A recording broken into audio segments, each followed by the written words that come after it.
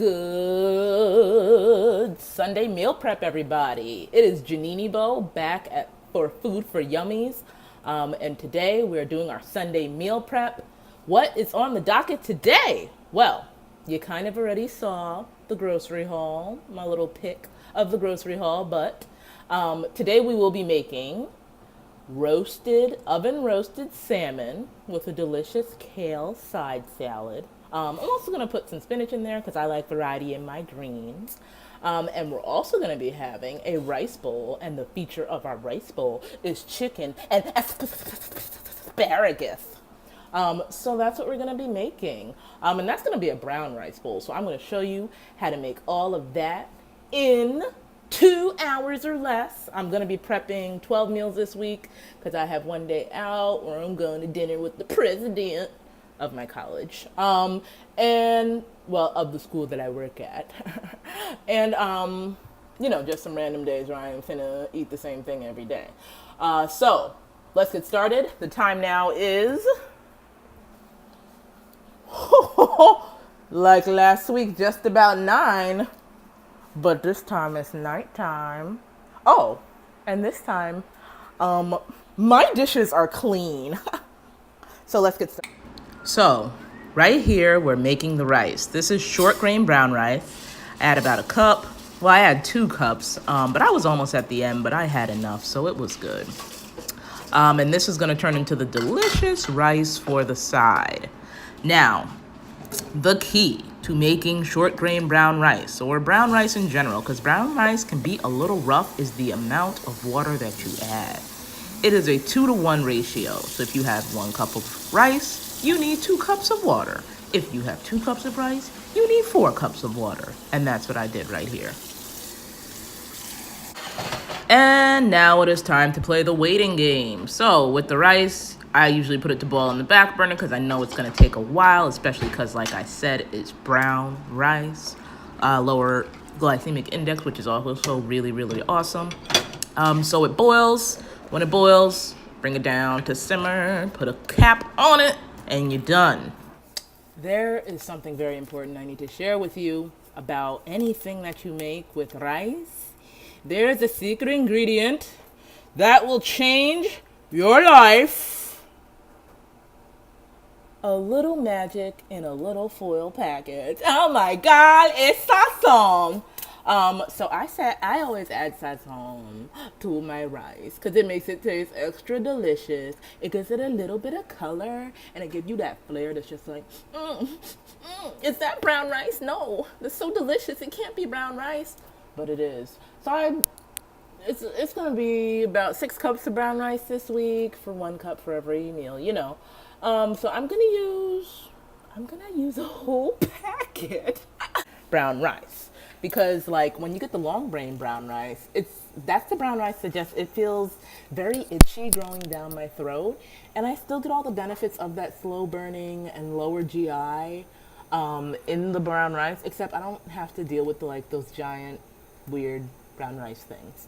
I don't know if that affects you at all, but if you're one of those people who didn't like brown rice for that reason, then short grain brown rice is just really the way to go. That's what you need to be doing. All right, so right now I'm going to be working on the salmon. So what I do is, because I have spatial issues with measuring, is I always do like this to make sure it can fit in the pan that I'm going to bake it in. I don't know. I'm weird. I know. So anyway, this is a amazing product that I'm using today. This is the Pampered Chef stoneware, and it's amazing. Everything cooks fast. It's delicious, and it's nutritious. Food for yummies, right? So I'm going to cut this into 6 equal pieces. I make little marks for myself so that I know where to cut, because these knives are pretty sharp.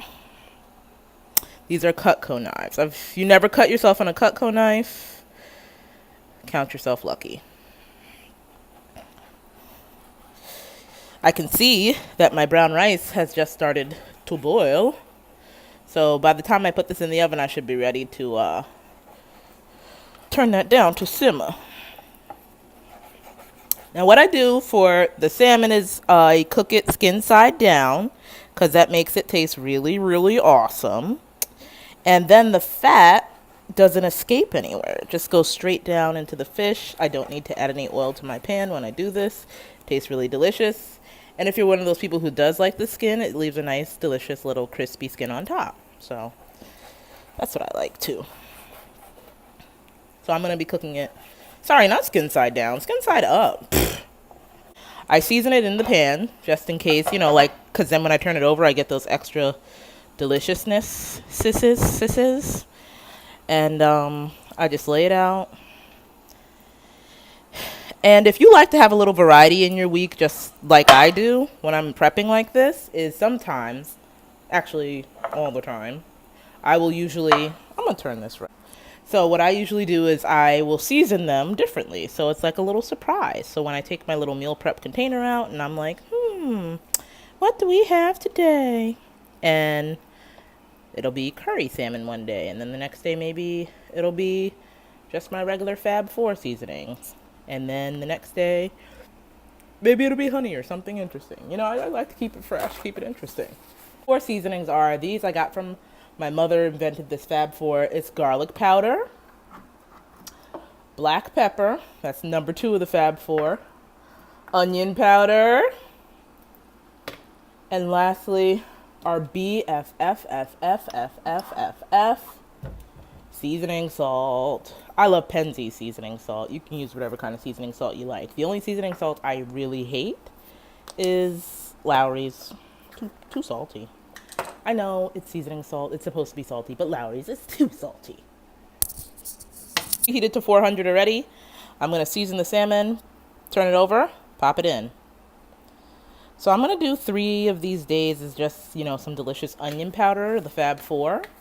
And I think I'm going to do another day what I really like to add to salmon, especially.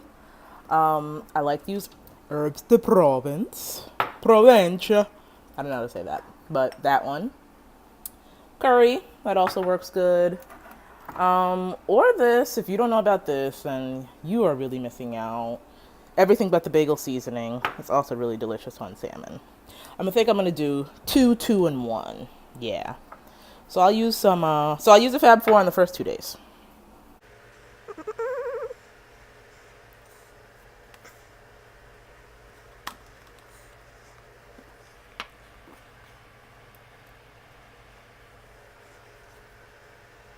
Whoa, this garlic has some big old holes.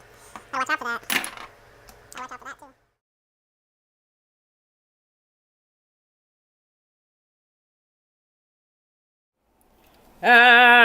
Asparagus! It's asparagus time.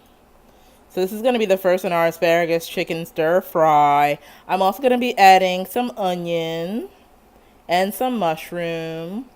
Just a couple of days with the mushrooms, not every day with the mushrooms. And then obviously some chicken. I'm going to be seasoning it with everything but the bagel. And I'm also going to use a little bit of the soyaki that I showed you last week from the Trader Joe's, because that's delicious on stir fry. I'm going to do the asparagus first till it gets bright green. I'm going to take it out, then I'm going to do the chicken, mix it all up, and remembering that we have the brown rice in the background. So here goes. All right, and now we are at the chicken stage. So I'm taking the asparagus out. Again, after that's turned bright green, that's how you know it's about ready to come out. And then I have my chicken here on the cutting board. And I'm about to cut up all of this chicken.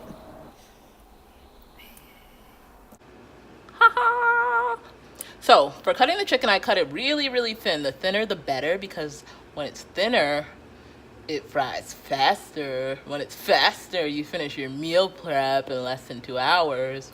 So this is just a view for you. To yourself, oh my God, did she wash her chicken first? She did. She washed her chicken. I usually wash my chicken in vinegar or lemon juice. Usually vinegar. Let me stop. It's usually vinegar. Some people do lemon juice. I just think that would make it taste lemony. But it is important to wash your meat. I mean, there's a video about it. It's a cultural thing. And I am of the culture that washes their meat. Ta-da!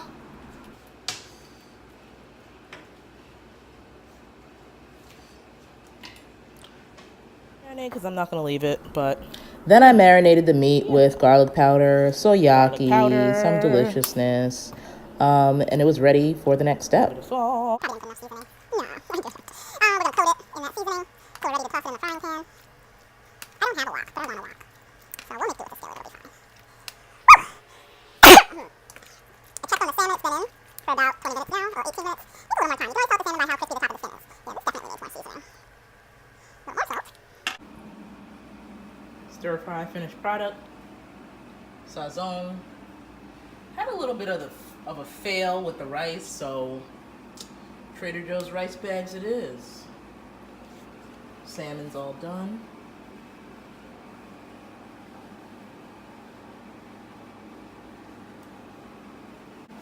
And kale. I didn't want to make too much in advance, so I sauteed a little bit just for the first 2 days. It's a salad, so not super done. I'm ready to pack up. All right, we are almost officially done with meal prep. My dirty closet.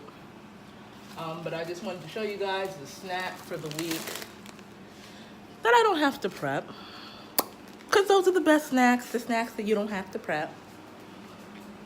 So anyway, it's gonna be bumblebee tuna with sesame tamari rice cakes.